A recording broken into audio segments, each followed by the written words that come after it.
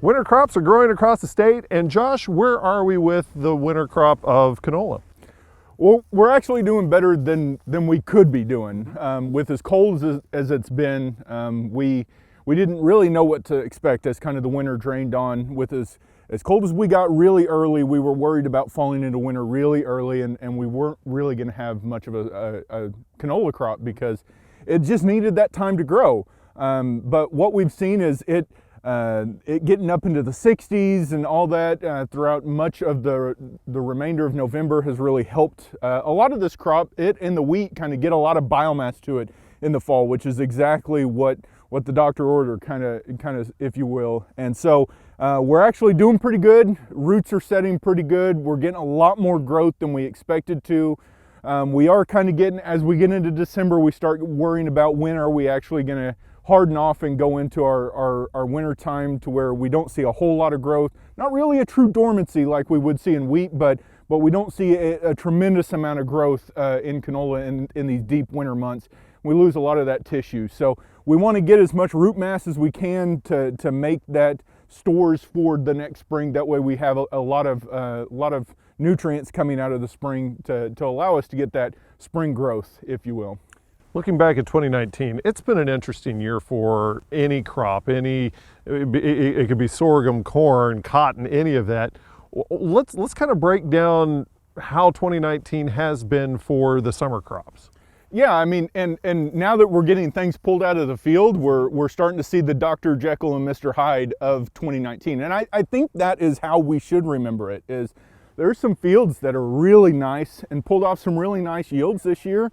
And there are some fields that are really subpar and really took the hit this year. And it came down to a couple things: planting day, when you got the rains in July, and whether you got the early freeze or not. And basically, if you won out of the lottery on those three things, you had a really good looking yield and things looked good. If you didn't, things started going backwards, and that's universally across a lot of our summer crops. We're standing in a place where there is canola planted into sorghum. How is that something going on with producers across the state? Well, not necessarily maybe this rotation, but what we are seeing is a lot of our winter crops that were planted after some of our real early summer crops.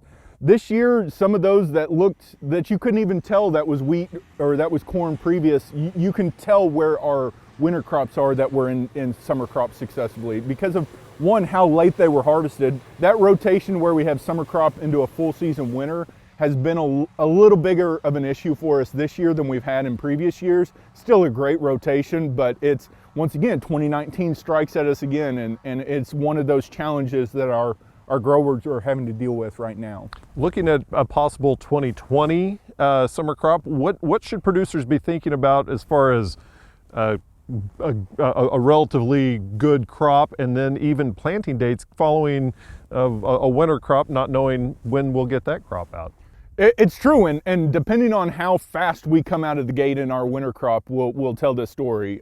We were really late in our winter crop this last year, so our double crops were late. Now our double crops are, so we ran into a big issue. There's a lot to be said on our winter crops this year. If we have a nice warm spring, everything kind of parses out like we should. It could be a great year to go into a double crop system, but we won't know that yet. And it's hard for me to venture a guess where to go because we all know that money drives so much, and we still don't know what's going on with some of our trade agreements here and there. Our usuals are still good. I mean, there's still a great market for soybean. We see the cotton market is still really strong. Things that I'm hearing around the landscape is sesame is really strong this year. Good demand for sesame. So our sorghums and our corns and our cottons and our soybean that are typically there are still good. They're still viable. All of our summer crops look really strong.